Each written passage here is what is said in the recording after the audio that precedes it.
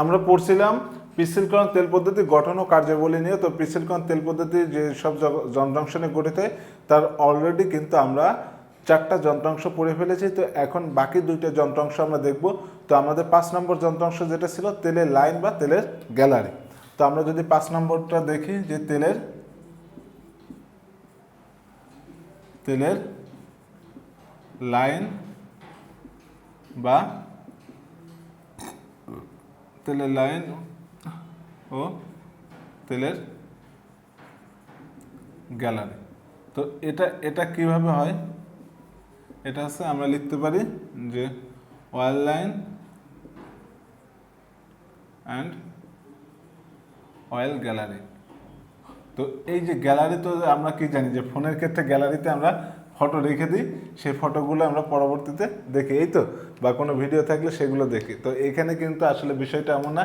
তেলের লাইন বা তেলের গ্যালারির ক্ষেত্রে যে বিষয়টা হবে যে এখানে আছে এটা তেল সরবরাহের জন্য তৈরি, অর্থাৎ আছে এই যে মূলত তেলের লাইন বা তেলের যে গ্যালারিটা আছে এটা তেল বা লুব্রিকেটিং অয়েল। আমি এখানে ভালো করে লিখি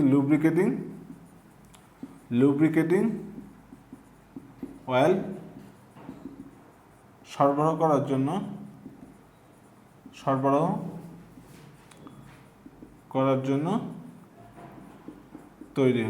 তৈরি করা হয়। তো এটা কি জন্য তৈরি করা হয় বলো তো? যে এই যে আমরা দেখলাম লুব্রিকেটিং অয়েল সরবরাহ করার জন্য তৈরি করে। তো এই লুব্রিকেটিং অয়েল কোথা থেকে সরবরাহ করবে, অর্থাৎ একটা ইউনিট থেকে আরেকটা ইউনিটে সরবরাহ করে এই যে লুব্রিকেটিং সিস্টেমে যে তেলের সার্কুলেশন করে। তার মানে আমরা লিখতে পারি লুব্রিকেশন সিস্টেমে, অর্থাৎ একটা সিস্টেম থেকে লুব্রিকেশন সিস্টেমে এক ইউনিট থেকে আর এক ইউনিটে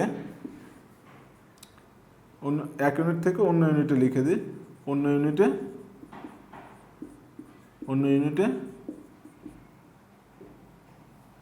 ইউনিটে তেল সরবরাহ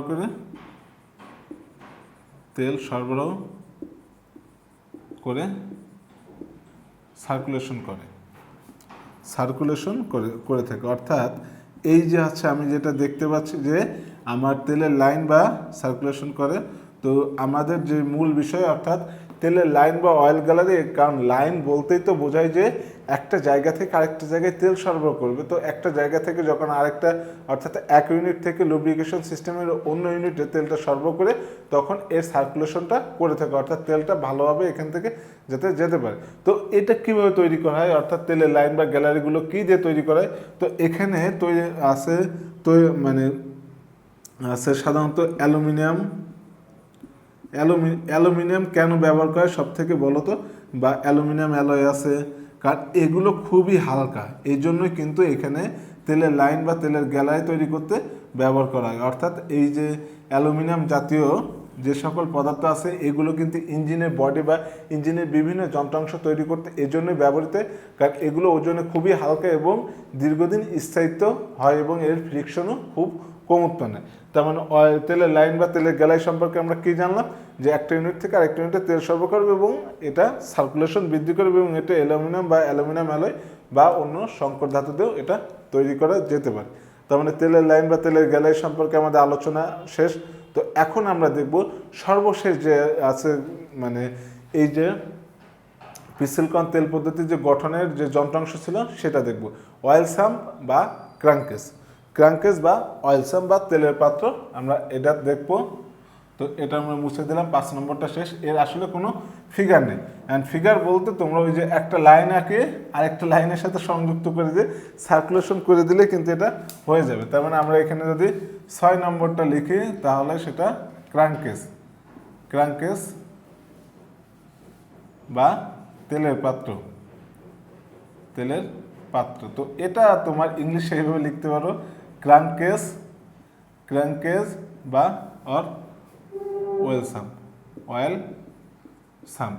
তো দেখো এই অয়েল সাম্পটা কেন ব্যবহার করা হয়, অর্থাৎ অয়েল সাম্পটা ব্যবহারের কারণ কি, অ্যান্ড অয়েল সাম্প ব্যবহার করে আমরা কি কাজ করতে পারি। তো এখানে দেখো আমরা যদি দেখো অয়েল সাম বা তেলের পাত্র বা ক্র্যাঙ্কেস, তো এখানে ব্যবহারের একটাই কারণ যে আমার লুব্রিকেশন সিস্টেমে যে তেলটা ব্যবহার করা হয়, তো সেই তেলটা যে পাত্রে সংরক্ষণ করা হয় সেটাকেই বলা আছে আছে এই যে ক্র্যাঙ্কেস বা তেলের পাত্র বা অয়েল সাম্প। তিনটে কথাই কিন্তু এক।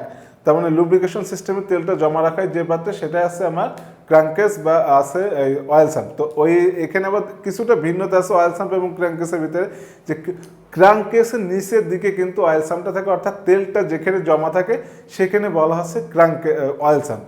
অর্থাৎ আছে আমরা বলবো ক্র্যাঙ্কেসের নিচের দিকে অয়েল সাম্পটা থাকে এবং এই অয়েল সাম্পের ভিতরে কিন্তু তোমার বিভিন্ন যন্ত্রাংশ সংযুক্ত থাকে। তো আমি যদি এখানে ফিগারটা আঁকি তোমার ক্র্যাঙ্কেসের, তাহলে তোমরা বুঝতে পারবা। তো এইভাবে যদি আমি অঙ্কন করি, তো এই এই এই কর্নারগুলো একটু আছে ইয়ে করে দেবো, তাহলে তোমার দেখতে সুন্দর লাগে, তাছাড়া কিছুই না।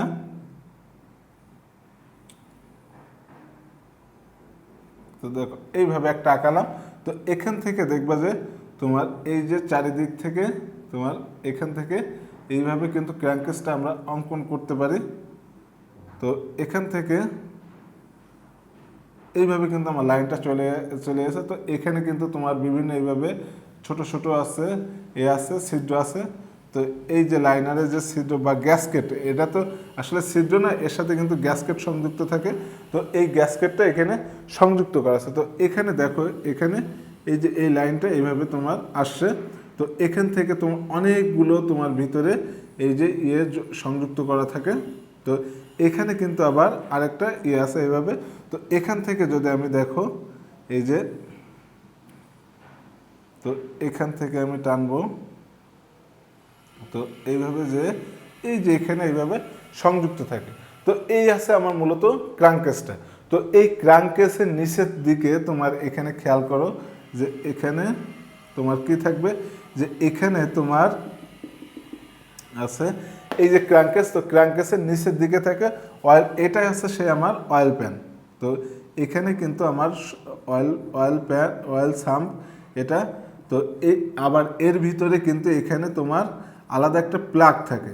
তো এই প্লাগটা হচ্ছে তোমার যখন ইঞ্জিনের লুব্রিকেশন সিস্টেমে যখন তোমার এই যে এই সোজা একটা প্লাগ তোমার স্থাপন করা থাকে, অর্থাৎ যেখানে একদম সর্বনিম্ন জায়গায় এখানেই ধরো সেই প্লাগটা, এইটাই আমরা সেই প্লাগ ধরে।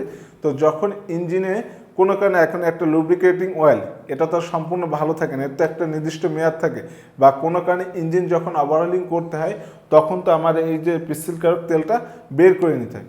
তো পিস্টিলকারক তেলটা যখন আমি বের করে নিতে চাবো সম্পূর্ণটা, তো সম্পূর্ণটা বের করে নিতে গেলে আমার কী কাজ করতে হবে বলো তো?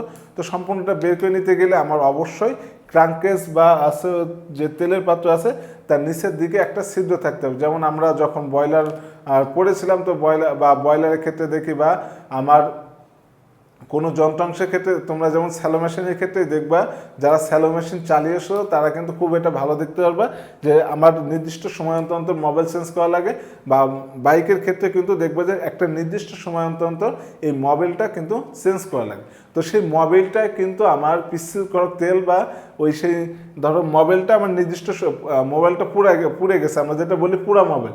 তো এই মোবাইলটা আমার আছে একটা নির্দিষ্ট, অর্থাৎ 1000 কিলোমিটারে কিন্তু, বা প্রতি 500 থেকে 700 কিলোমিটারে, বা বড় জোর 1000 কিলোমিটারে বেশি চালানো ঠিক না একটা, মানে একবার অয়েল এই পিস্টিলকারক তেলটা রিফিল করলে। তো সেক্ষেত্রে 1000 কিলোমিটার চালানোর পরে এই তেলটাকে বের করে নেওয়ার জন্য তো একটা মাধ্যম লাগবে। তো এই জন্যই কিন্তু নিচে একটা প্লাগ ব্যবহার করে, যার জন্য ইঞ্জিন ওভারহলিং করতে গেলে সেখানে তোমার এটা সংযুক্ত করতে হয়। আবার এখানে কিন্তু একাধিক গ্যাসকেট সংযুক্ত থাকে। এখন এই গ্যাসকেটগুলো কী জন্য সংযোজন করা থাকে, অর্থাৎ তেলটা যখন তোমার সরবরাহ করা হয় এই যে বিভিন্ন ঘূর্ণমান যন্ত্রাংশের ক্ষেত্রে, তো সেখানে এই যে বিভিন্ন সময় তেলে ঢেউ ঢেউ আকার আসতে পারে না, তো তেলের এই যে ধাক্কাটা আসতে পারে, তো এই ধাক্কায় কিন্তু ক্র্যাঙ্কেসটা নষ্ট হয়ে যেতে পারে। এই জন্য কিন্তু এই ক্র্যাঙ্কেসের ভিতরে একাধিক গ্যাসকেট স্থাপন করা হয়, এজন্যই যাতে ওই ধাক্কাটা এসে গ্যাসকেটে দেয় এবং তেলের পাত্র নিচ পর্যন্ত যেন না যায়। এই জন্য কিন্তু গ্যাসকেটগুলো এই ধাক্কাগুলো নিজেরা সহ্য করে নেয়, যার ফলে আমার ক্র্যাঙ্কেস বা অয়েল সাম্পটা খুবই ভালো থাকে। তার মানে ক্র্যাঙ্কেস বা অয়েল সাম্পের কার্যাবলীটা আমরা কি বলতে পারি, যে পাত্রে আমার লুব্রিকেশন অয়েলটা জমা থাকে, সেটাকে বলা হচ্ছে ক্র্যাঙ্কেস বা তেলের পাত্র। এবং লুব্রিকেশন অয়েলের নিচের দিকে আমার অয়েল সামটা থাকে। তো অয়েল সাম্পে এছাড়াও এই যে ক্র্যাঙ্কেসে আমার অনেকগুলো গ্যাসকেট সংযোগ থাকে, যেগুলো তেলের ধাক্কা সহ্য করে নেয়। যখন ইঞ্জিনের ভাইব্রেশনে বা অন্য কোনো কারণে যে ধাক্কাটা আছে, সেক্ষেত্রে ধাক্কাটা প্রতিরোধ করে। এবং আমার অয়েল সাম্পের যখন ইঞ্জিন ওভারহলিং করবো বা ইঞ্জিন কোনো কারণে নষ্ট হয়ে গেলে পুরোটা ড্রেন করতে গেলে একটা প্লাগ থাকে, সেই প্লাগের মাধ্যমে পুরো এই যে লুব্রিকেশন অয়েলটা বের করে নিয়ে ইঞ্জিনকে তোমার ওভারহলিং করা যায়। তো এটা হচ্ছে আমার তেলের পাত্র সম্পর্কে আলোচনা। এবং আমরা দেখলাম এর আগে তেলের গ্যালারি বা অয়েল লাইনার নিয়ে আলোচনা। তো আশা করছি তোমরা দুইটাই খুব ভালোই বুঝতে পারছো। এবং এখান থেকে এই দুইটা কিন্তু সংক্ষিপ্ত বা অতি সংক্ষিপ্ত আকারেও প্রশ্ন আসতে পারে। আবার রচনামূলক প্রশ্নে আমি আবারও বলে দিচ্ছি যে পিচ্ছিলকরণ তেল পদ্ধতির গঠন বা যন্ত্রাংশগুলো লেখো, এবং এখান থেকে যে কোনো দুইটা বা প্রত্যেকটা যন্ত্রাংশই কিন্তু তোমার বর্ণনা করতে চাইতে পারে। তো আশা করছি তোমাদের পরীক্ষায় যেভাবে প্রশ্ন আসুক তোমরা সেভাবে অ্যান্সার করে আসতে পারো। ধন্যবাদ সকলকে।